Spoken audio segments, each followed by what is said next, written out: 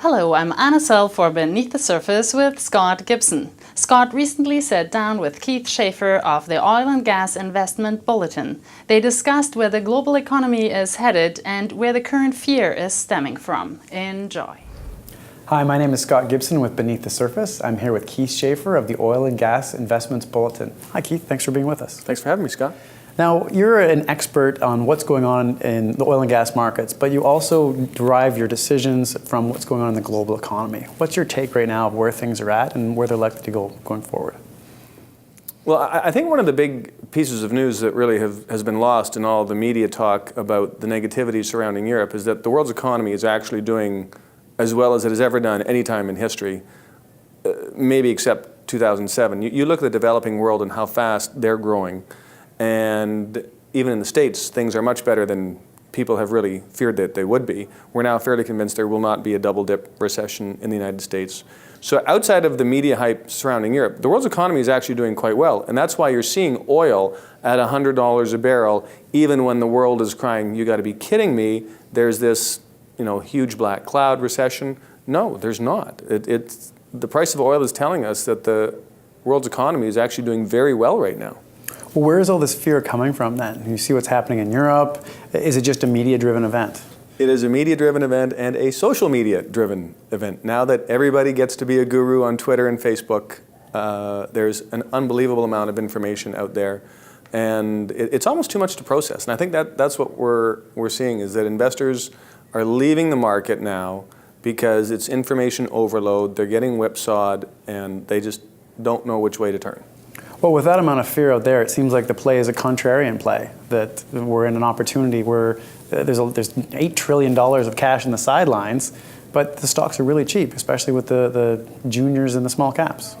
Sure, with risk aversion, the juniors are going to definitely get hit first, but what you're seeing right now, I think the high-quality junior oils and the intermediate oils in Canada are the play of the year in 2012, when their valuations have just been slaughtered this year, when production growth has actually been quite strong, and even their profits are still quite strong, but it's the fear of the future that drives the stock prices lower.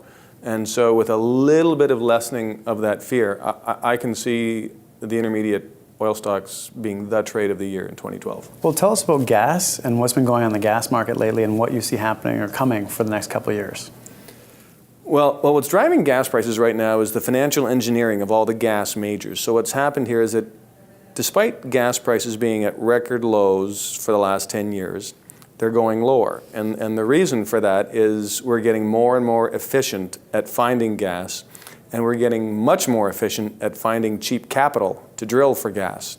So companies like, Canadian companies like Encana, American companies like Chesapeake, have done an incredible job at bringing in foreign national companies or foreign Asian majors, whether it's the Malaysians, the Chinese, the Koreans, the Japanese, to come in and joint venture these big shale gas plays for a lot of money. So they dilute themselves out of the property, but they get a monster property payment to go drill. So it's really, in a sense, non-dilutive capital. And so there's a lot of money in the system that's going to keep drilling because these guys have been so good. And the other thing that they're doing right now is they're creating trusts down in the States. Like we had the big income trust game in Canada. In the States, they're just starting that. And so they pay a distribution.